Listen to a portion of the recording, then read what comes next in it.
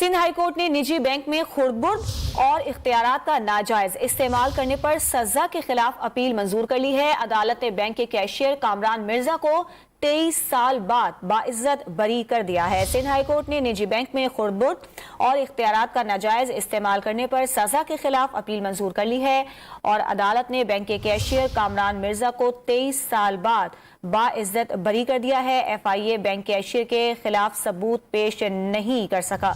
इस पर बात करेंगे डॉन न्यूज के नुमाइंदे शफी बलोच से। शफी, बताइएगा किस बुनियाद पर ये बरियत दी गई है? जी देखिए, सकाफा की जानिब से जो है वो ठोस सवाल पेश न किए जाने पर जो है वो अदालत ने मुल्ज़मान के खिलाफ जो है वो सजा के खिलाफ अपील जो है वो मुल्ज़मान की मंजूर कर दी है।